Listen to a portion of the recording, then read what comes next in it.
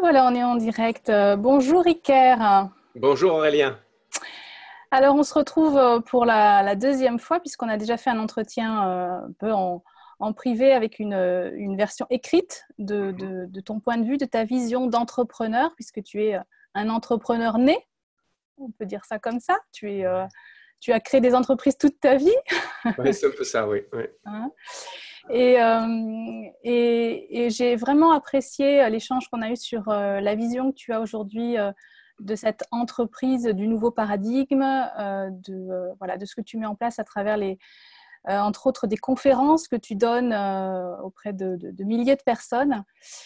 Et aujourd'hui, dans cette entrevue vidéo qu'on a ensemble, je t'ai demandé si tu acceptais de parler de cette bascule en fait qui avait lieu dans ta vie, puisque tu as été à fond dans l'entrepreneuriat à l'extrême, je vais dire, en allant jusqu'à faire un burn-out. Mhm.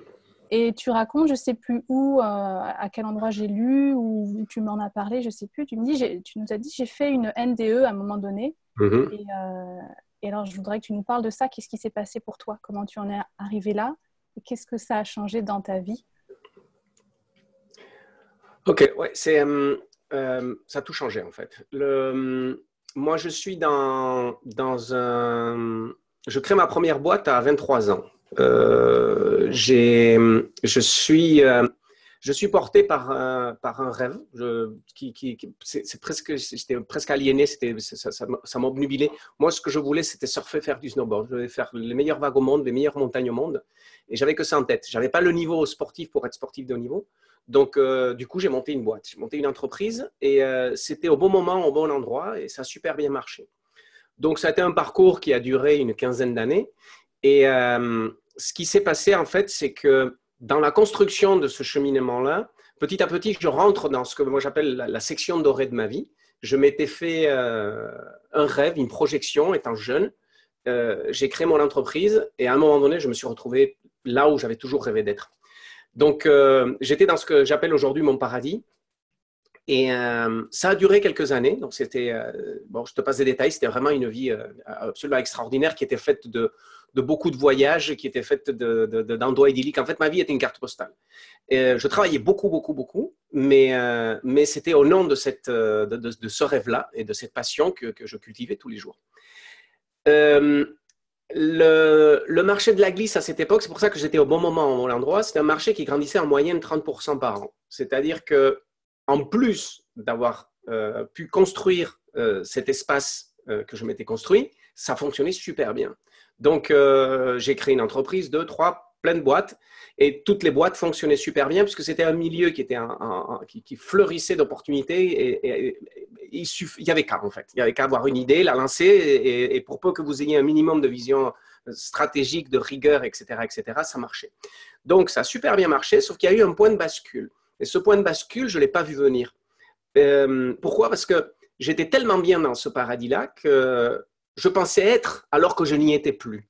Et c'est pour ça que je ne l'ai pas vu venir. C'est-à-dire que l'environnement dans lequel s'exerçait mon métier n'avait pas changé. J'étais toujours dans des endroits absolument idylliques, sauf que les raisons pour lesquelles je faisais ce que je faisais avaient changé. Et c'est ça que je n'ai pas vu. C'est-à-dire qu'au début, moi, je voulais surfer, faire du snowboard, et tout ce que je faisais avait ça pour motif principal, plus les rencontres humaines, la découverte, le voyage. Après, je peux développer, mais c'était vraiment un environnement très dense et puissant. Et à un moment donné, il y a un point de bascule. Pourquoi? Parce que moi, j'ai des sociétés que je crée en 80, la première en 97. Certains des contrats, je les signe à ce moment-là. C'est des toutes petites boîtes, mes clients. Le temps passe et ces clients deviennent des sociétés cotées en bourse, des grosses boîtes. Et je signe avec d'autres grosses boîtes. En fait, ce que je n'ai pas vu, c'est que les enjeux ont muté complètement. C'est devenu des grosses bêtes mutantes. Ils sont très, très importants. Et du coup, je ne peux plus mener la vie que je menais jusqu'à ce moment-là. Et je dis qu'à cette époque-là, ce que j'ai fait, j'ai vendu mon rêve. En fin de compte, c'est qu'au nom de la carrière, au nom du patrimoine, au nom de la croissance, au nom de l'ego, au nom de tarara, je pourrais te raconter plein d'anecdotes, surtout une en particulier qui m'a fait plonger, mais ça prendrait trop de temps. Bref, j'ai basculé dans ce monde-là. J'ai commencé à payer des jeunes pour vivre le rêve que moi j'avais. Donc, c'était eux qui le vivaient à ma place. Et moi, je dis souvent, j'avais entre les oreilles une putain de fiche Excel. C'était ça mon quotidien. Un ordinateur, une fiche Excel. Donc oui, je me déplaçais dans des endroits idylliques. Sauf que la différence, c'était qu'avant, je me déplaçais dans un endroit idyllique pour surfer, pour faire du snowboard et vivre des choses extraordinaires. Maintenant, je vais aux mêmes endroits, sauf que je suis dans des villas rutilantes avec des vues extraordinaires sur une vague sublime, sauf qu'on se lève à 6 heures du matin, on bosse toute la journée, on se couche à 12 heures du matin, à 2 heures du matin, on n'a fait que travailler. Donc la vague, tu la vois passer, mais tu ne la sors pas une seule fois. Ça, je ne l'avais pas vu. J'étais encore dans cet environnement idéal, mais les raisons avaient changé, le pourquoi avait changé. Et là, j'ai périclité très vite. J'ai tenu à peu près 3 ans. 3 ans, on raconte que quand tu es je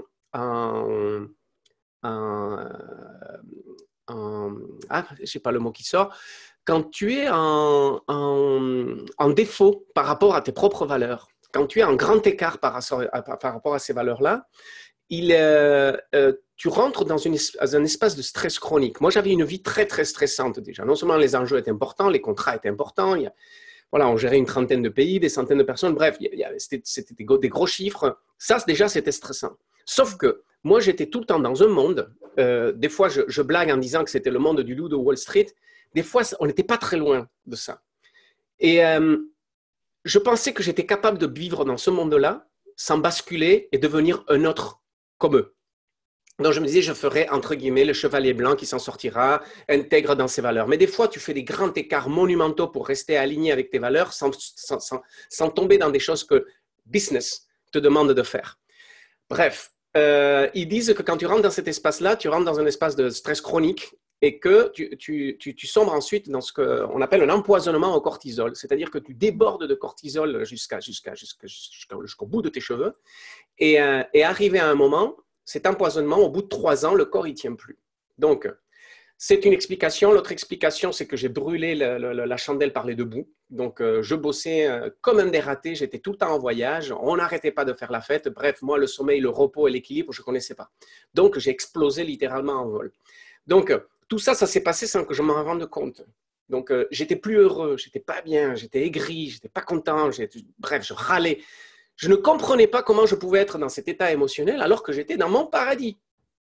Et tu avais déjà commencé un chemin de développement personnel ou pas du tout, alors justement? Pas réellement, pas réellement. Le seul chemin que j'avais entamé, il y avait deux chemins en parallèle. J'ai découvert le Qigong en 91 ou un truc comme ça. J'étais à l'université. Je faisais du Kung Fu et Gorka Echari, qui était notre maître, nous a appris le Qigong comme une façon d'aller voir plus loin dans la partie subtile, la pratique des arts martiaux. J'ai adoré le Qigong. Du coup, j'ai arrêté le Kung Fu parce que je n'avais pas le temps d'y aller. J'ai maintenu la pratique du Qigong qui m'a fait énormément de bien et qui, je pense, m'a évité de sombrer dans le burn-out à plusieurs reprises avant d'exploser en 2009. Il y a eu ça. Et de notre côté, pour une histoire de vie, j'étais dans une sorte de crise identitaire en termes de spiritualité. Donc ça a été les deux chemins que j'ai entamés, une sorte de quête de spiritualité pour apporter des réponses fondamentales sur qui nous sommes, qui est Dieu et ce genre de choses. Et ça, ce sont les deux seuls chemins. Par contre, la notion de développement personnel, je ne connaissais pas. Surtout qu'on avait des ego, mais surdimensionnés, et on n'était même pas à des années-lumière de se poser la question que nous pourrions avoir besoin de ça. Donc, voilà. Ça a été le 13 février 2009, après une semaine entière à faire toute une batterie de migraines ophtalmiques. J'en faisais 4 à 5 par jour. J'avais l'habitude des migraines ophtalmiques 1 à 2 par an, pas 4 à 5 par jour, et ça a duré une semaine entière. Et donc, à ce moment-là, la dernière a été carabinée, et je ne savais plus parler français. Donc, mon accent, c'est parce que je suis d'origine espagnole. Et plus flippant encore, la femme avec laquelle j'habitais, je ne la reconnaissais plus. Donc, on m'a envoyé direct à l'hôpital. Et ce qui s'est passé, c'est que je suis passé à ça d'un anévrisme. Je l'ai su que bien plus tard, parce que les bilans médicaux n'ont pas montré ça. Sauf que, une fois que je suis sorti de là, donc j'étais à la limite de ma résistance. C'est pour ça que le corps a craqué. Et le premier diagnostic en urgence a été méningite. Donc, quand tu as un méningite, c'est ultra contagieux. Il y a un risque vital, non seulement pour toi, mais pour les gens qui t'entourent. Donc, du coup, on m'a isolé dans une cellule. Et là, j'ai eu un interne qui est venu me faire une ponction lombaire. Il m'a dit, est-ce que vous voulez une ponction lombaire? Je ne sais pas ce que c'est. Donc, c'est quoi?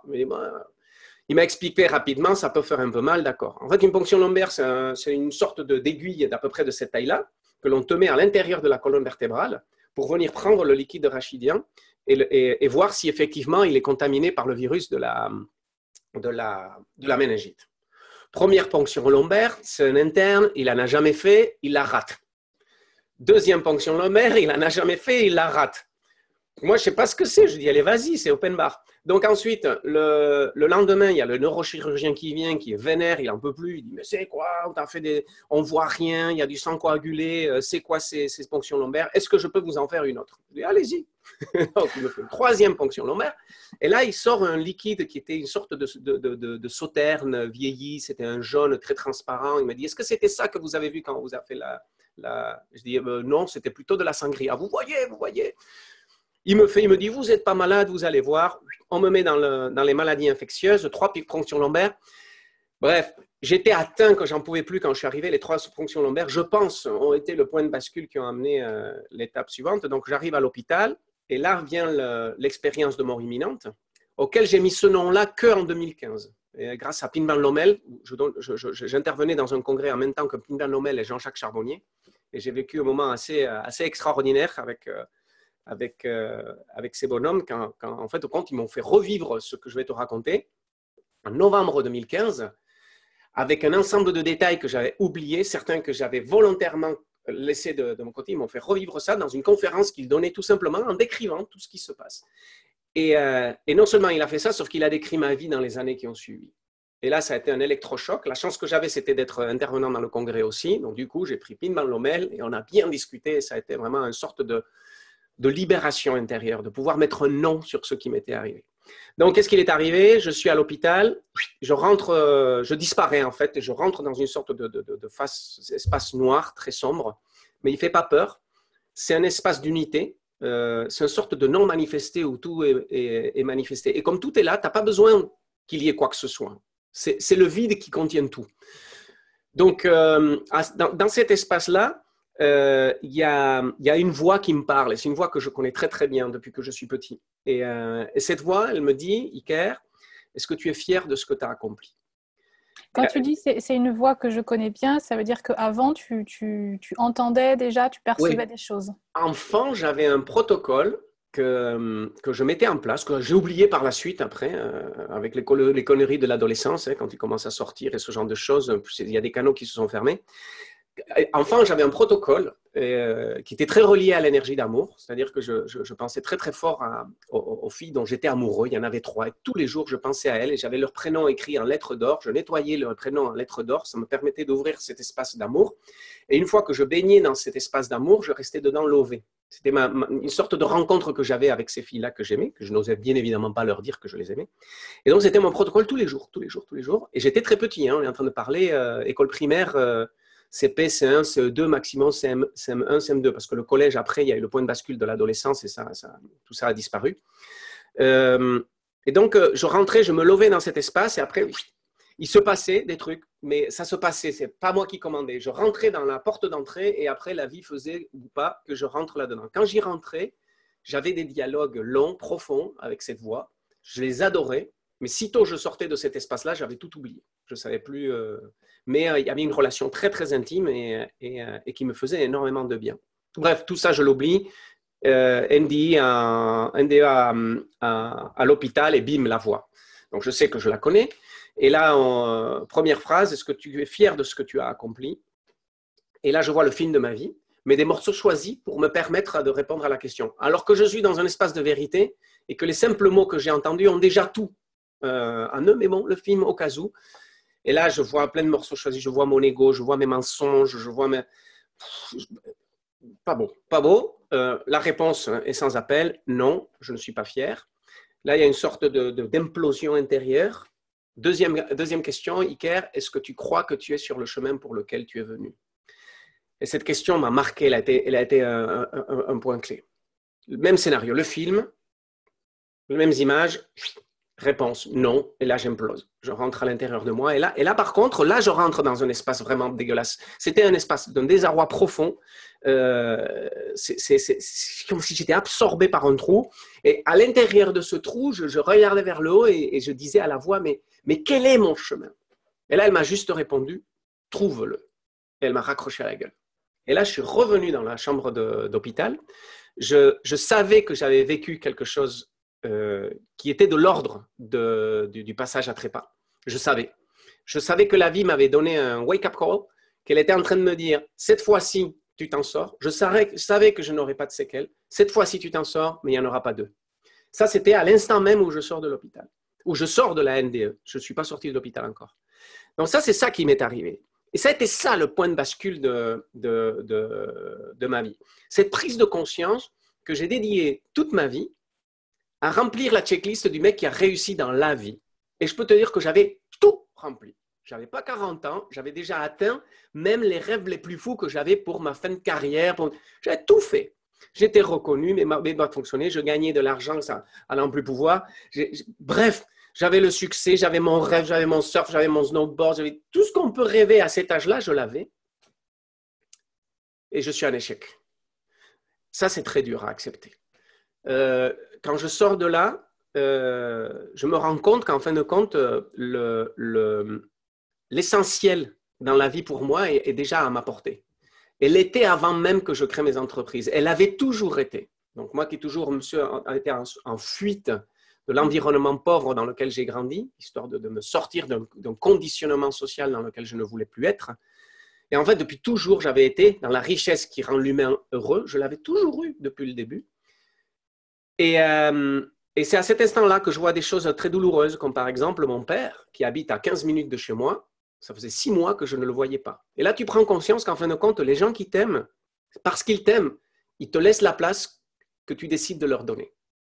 Donc, si tu leur donnes un tout petit peu, ils prennent parce qu'ils t'aiment. Et c'est déjà quelque chose, puisque au moins, tu leur donnes la possibilité de pouvoir exprimer leur amour, même si c'est dans un tout petit espace. Et là, la liste, tu commences à la passer. Et tu te rends compte qu'en fin de compte, tout ce qui compte dans ta vie, tous les gens que tu aimes, ne font plus partie de ta vie. Parce que tu ne les vois plus. Tu n'as pas de temps.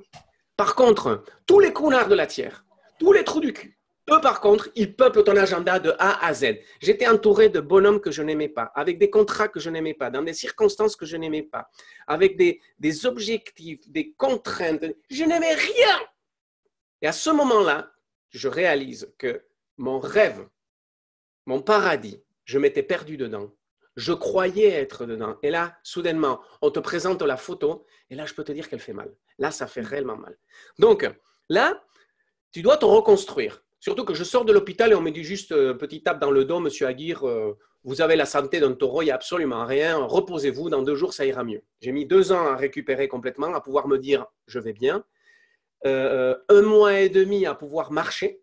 1 mois et demi. Donc, pendant 1 mois et demi, j'ai eu la tête collée au plafond. Je voyais ça d'un plafond de lambris dans ma chambre. Je ne pouvais pas bouger. Aller aux toilettes était une torture. C'était l'effet collatéral des ponctions lombaires, en fait. Bref, 1 mois et demi pour commencer à marcher. 6 mois pour trouver quelqu'un qui me dise « Monsieur, vous avez fait un burn-out ». 6 mois, cette même personne qui me dit « Vous êtes passé à ça de l'anévrisme pour ces raisons, tac, tac, tac, tac ». Et là, commencer à me reconstruire. 2 ans. Bref, pendant toute cette période, tu dois gérer ton bilan de vie. Tu ne peux pas faire autrement. Pourquoi je suis allé à ça? Le burn-out, c'est un suicide affolant. Pourquoi je me suis amené dans ça? Qu'est-ce qu'il y a qui bloque à l'intérieur de moi? Et donc, il y a tout ça, mais surtout, il y a cette voix. Donc, je t'avais dit que j'avais une certaine sensibilité aux questions spirituelles. Alors là, j'étais servi. Parce que tu as une voix qui se pointe et qui te dit « Est-ce que tu crois que tu es sur le chemin pour lequel tu es venu ?» Je connais cette voix. Je me rappelle soudainement de tout ce que je t'ai raconté quand j'étais petit. C'est qui cette voix? C'est moi, c'est mon surmoi, c'est qui? C'est Dieu, c'est qui? C'est qui? C'est qui cette voix? Je viens de quelque part, je vais quelque part. Entre les deux, il y a ma vie. Donc, question, d'où je viens? Où est-ce que je vais? Et entre les deux, il y a ma vie. Et entre les deux, il y a un chemin. Alors là, j'ai commis une grosse erreur. Grosse. De confondre chemin avec mission. Ça, ce n'est pas la même chose. Pendant des années, je m'étais obnubilé par la question, j'étais obnubilé, aliéné par la question de quelle est ma mission. Sauf qu'une mission, Une mission, c'est une checklist. Tu arrives sur Terre et tu as les devoirs à faire. Et si tu ne les fais pas, ça ne va pas aller. Je le savais, je m'étais fait taper dessus. Donc du coup, je cherchais ma mission. Et pendant des années, je me suis donné une mission. Jusqu'au jour, dans pratique méditative, comme ça, pouf, ça vient. Iker, c'est pas mission qu'on t'a dit, c'est chemin. Et là, je me prends une deuxième grosse claque. Parce qu'un chemin, tu le commences et tu le poursuis toute ta vie durant. Et si tu vis 150 ans, le chemin se poursuit. Si tu en vis 200, il se poursuit. Il sera juste le chemin. Il n'y a pas de mission. La mission est une vision déterministe. Que se passe-t-il quand tu as accompli ta mission? Tu crèves? Non. Tu as un chemin, ça se poursuit et ça ne s'arrêtera jamais. C'est une très grosse différence. C'est pour ça que j'aime pas quand on parle en entreprise de mission, quand on parle de mission de vie, de trucs. Non, il y a un chemin. Et dans ce chemin, il y a un parcours. Et dans ce parcours, j'ai des choses à apprendre. J'ai des actions à mener. J'ai des partages, des trucs, j'ai des partages, j'ai des aventures humaines. Et oui, je peux faire plein de choses dans ce chemin-là qui vont me permettre d'aller du point A au point B. Je viens de quelque part, je vais quelque part et je parcours ce chemin pour devenir à la fin celui que j'aimerais être quand je suis arrivé. Tu vois un peu ce que je veux dire? Voilà. J'ai une question. Alors, oui. je trouve que c'est très, très, très intéressant que tu puisses poser ça, qu'il n'y a pas de mission de vie et que du coup, il faut s'enlever un poids des épaules. Là, on respire. Par contre, j'ai une question. Suivre son chemin, être sur un chemin, c'est lié à oser de plus en plus être soi et vivre des expériences pour se connaître soi et être soi.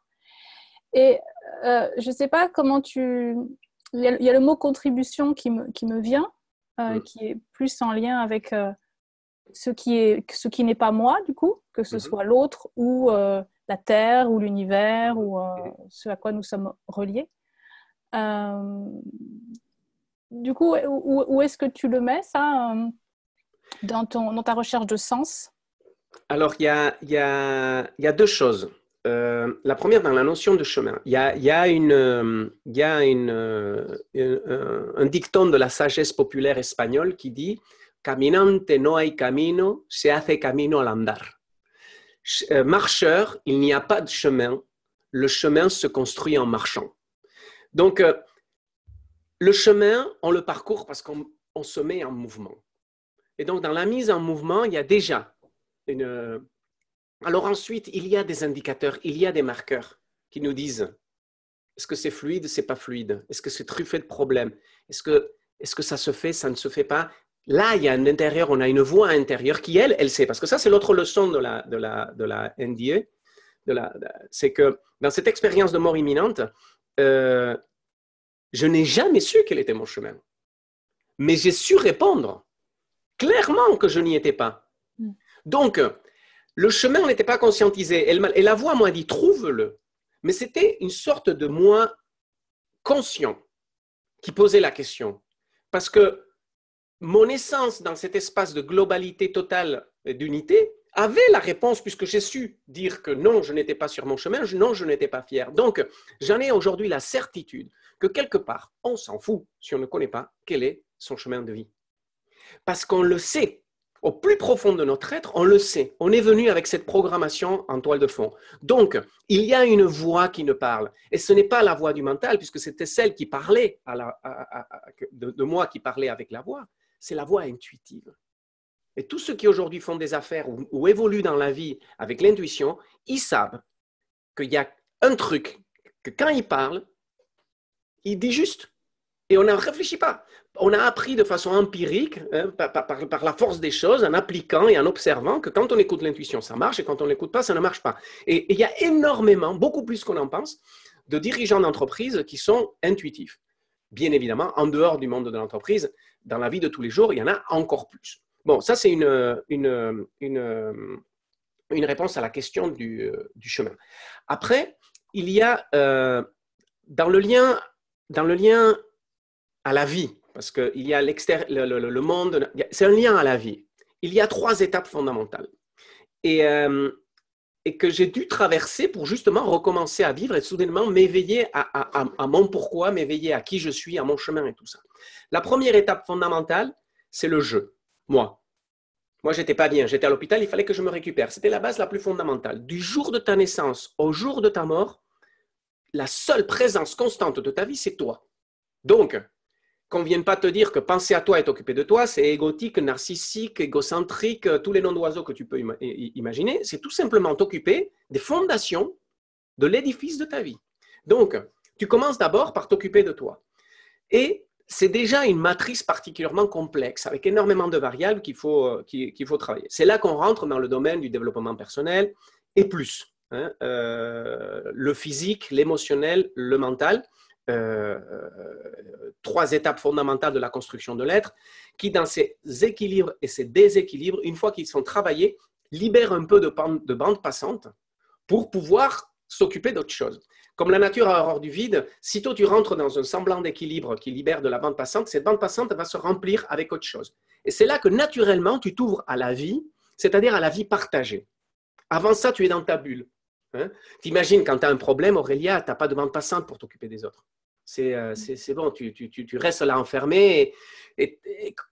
Non, je suis désolé, j'aimerais bien, mais je n'ai pas de bande passante. OK, une fois que le problème est résolu, naturellement, tu t'ouvres à nouveau à ta vie parce qu'on est des êtres grégaires, on vit en société et on a des gens qu'on aime. Du coup, on s'ouvre à ce que moi j'appelle le nous. C'est-à-dire toutes ces personnes qui existent dans ma vie. Ça peut être mon fils, ça peut être ma compagne, ça peut être mon père, ça peut être ma soeur, ma mère, mes amis, mes collègues de travail, mes associés, bref, tous ces gens qui existent dans ma vie. Et là aussi, c'est tout un processus d'équilibre que l'on cherche. Et donc, on entame un cheminement, donc là, je ne rentre pas dans le détail, mais il y a toute une série d'étapes qui amènent à ce que j'appelle la naissance du nous. En entreprise, c'est ce qu'on appelle l'esprit d'équipe.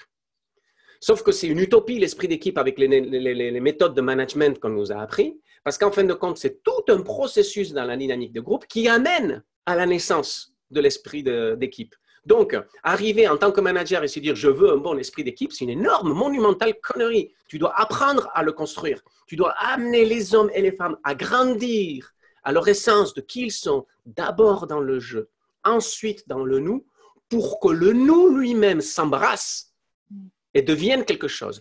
Cette naissance du nous, c'est l'esprit d'équipe. Donc, deuxième étape dans ce chemin-là, tu l'entames avec ton environnement pour retrouver aussi un équilibre. Quand tu libères de la bande passante parce que tu es dans un espace plutôt équilibré et positif dans ton environnement proche, ce n'est qu'à ce moment-là que tu prends conscience, que tu fais partie du monde, de quelque chose de beaucoup plus grand que moi j'appelle le grand nous. Et ce grand nous, c'est la vie, c'est la lutte contre le racisme, c'est la mixité, c'est le droit des femmes, c'est l'écologie, c'est les droits des animaux.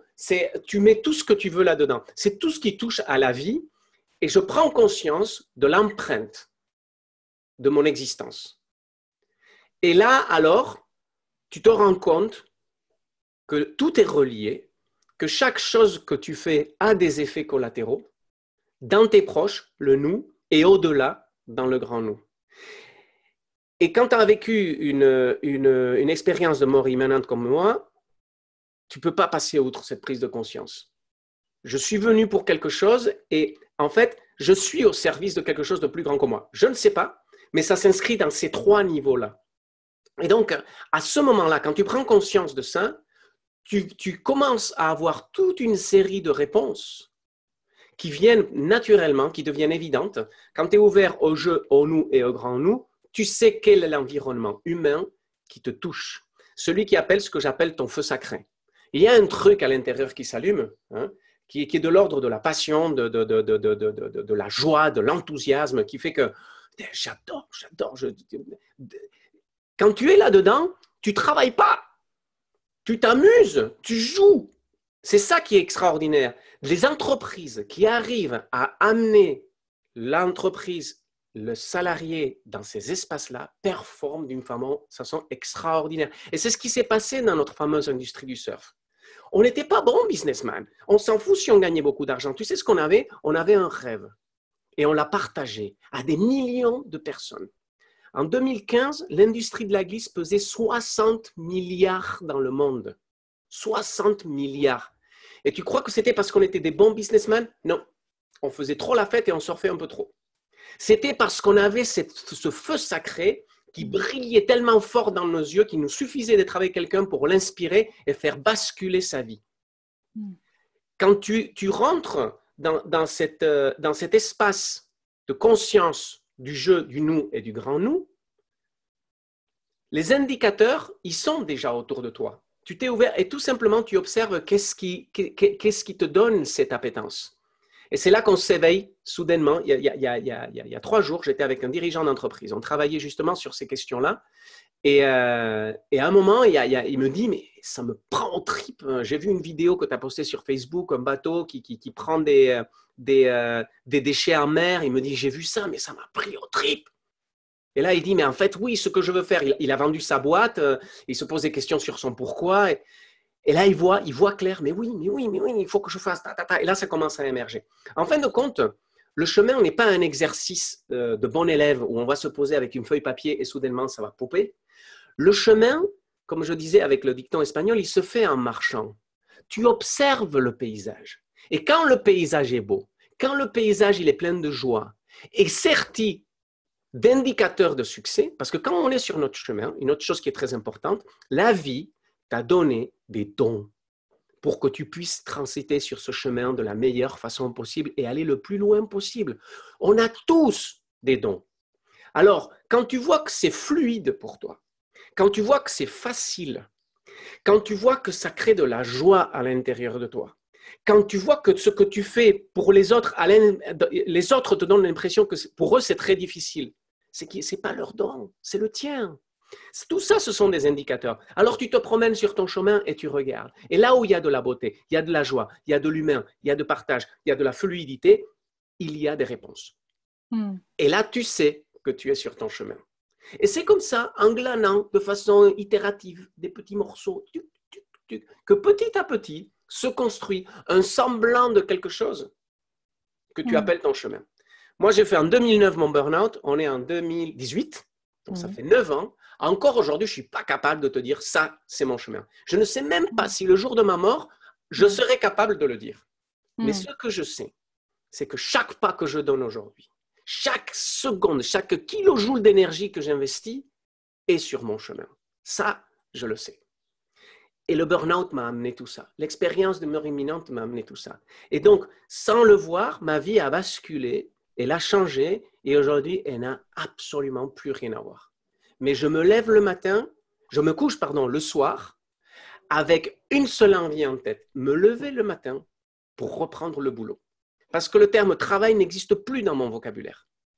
Dans mon agenda, j'écris je, J-E-U, parce que je joue, je m'amuse. Et à nouveau, on boucle une boucle, on refait venir cet enfant intérieur, sauf qu'il est devenu adulte, sauf qu'il a une expérience, il a une vie, il a une intelligence et un potentiel qu'il a développé.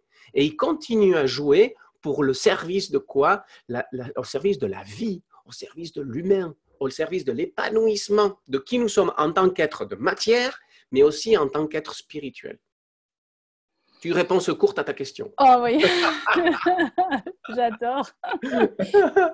En tout cas, tu es vraiment sur ton chemin quand tu transmets comme ça oralement cette passion, ce feu sacré dont tu parles. Je trouve que c'est tellement naturel chez toi que ça transpire au-delà de toi et du coup, ça se diffuse. Et c'est beau à voir et à percevoir, à ressentir. Donc, merci beaucoup pour ce que tu es. Je voudrais bien conclure cette entrevue en revenant sur cette petite voix, cette voix que tu entendais. Oui. Et est-ce que tu pourrais me faire une réponse courte pour me dire aujourd'hui, c'est qui cette voix pour toi?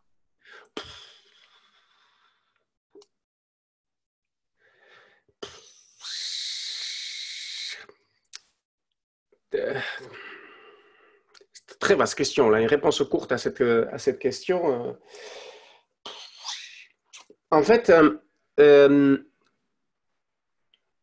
ne l'ai jamais exprimé comme ça, donc je te le dis tel que ça vient. C'est comme si J'étais dans un monde qui était une feuille et où les choses se passaient en 2 dimensions et en noir et blanc. Et donc, notre monde, il est fait de traits, de dessins comme ça sur une feuille, d'accord? Donc, c'est un monde en 2 dimensions, il est plat. C'est comme si elle venait d'un monde qui est en 3 dimensions, holographique et en couleur. C'est pour ça que c'est difficile de répondre à cette question. Cette voix, c'est moi. C'est moi. Et cette voix, c'est pas moi. Cette voix, c'est l'expression de mon essence la plus profonde. Elle est indissociable de qui je suis. Mais en même temps, elle est quelque chose qui m'accompagne tout le temps. Elle est là, elle s'exprime à travers plusieurs espaces de potentiel.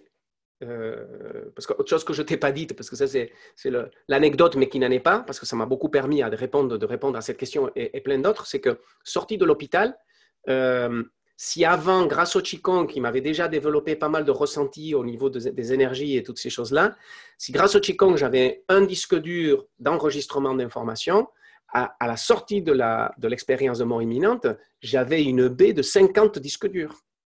Je suis à l'hôpital, je sors de l'hôpital, j'entends les pensées des aides-soignantes. J'entends ce qu'elles passent. Dans ma tête, j'entends ce qu'elles passent. L'une et l'autre, elles ne parlent pas. Il n'y en a pas une qui parle. Elles ne sont pas contentes que je parle. J'étais parti un dimanche. Elles n'étaient pas contentes du système parce qu'il fallait libérer un lit, qu'il était hors de question que je parte. Et ça, c'est un truc. Pendant des mois, je ne pouvais plus sortir parce que j'étais comme écrasé par l'histoire, l'énergie, la vie et les messages subtils des personnes que je croisais. Alors, un supermarché, un concert, ce n'était pas possible. Tout cet espace-là, il a fallu le découvrir, il a fallu apprendre à le canaliser, à le comprendre, à l'exploiter, parce que grâce à ça, j'allais faire des affaires, j'avais toujours mes entreprises, avec non pas 1, mais 4 as dans la manche. T'imagines quand j'allais me poser, que j'allais négocier quelque chose et que le mec en face, il est en train de te dire à haute voix ce qu'il pense de ce que tu dis, ce qu'il attend que tu lui dises. Non mais, c'était… bref. Donc, mais il a fallu canaliser tout ça. La voix m'a à un tel point obnubilé qu'elle-même, d'une certaine façon, pas aussi marquée comme l'expérience de mort imminente, est revenue m'envoyer certains messages relativement clairs, c'est dire, Iker, lâche un peu. Ça va, maintenant tu y es, ne te mets pas trop la pression. Bref, pourquoi je te raconte tout ça? Parce qu'elle était tellement présente que la question que tu m'as posée, elle était tout le temps là. Mais c'est qui? Mais c'est qui? Comment je peux te parler? Comment je peux rentrer dans cet espace-là? Bref, en revenant, tu m'as dit une réponse courte. Donc, en revenant, c'est la difficulté dans mon humanité actuelle de pouvoir appréhender un espace qui dépasse ce que je suis. Donc, de mettre des mots qui sont probablement d'un vocabulaire dont les mots n'existeraient pas pour décrire ce que c'est. Et donc, parce qu'on est en train de décrire avec des mots en 2 dimensions, un espace en 3 dimensions holographique et en couleur,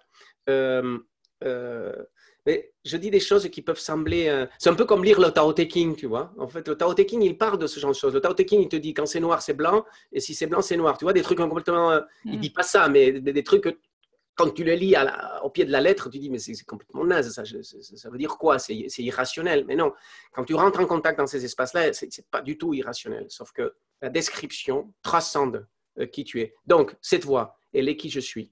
Cette voix, elle est le monde, elle est la vie, elle n'est pas qui je suis et je suis cette voix.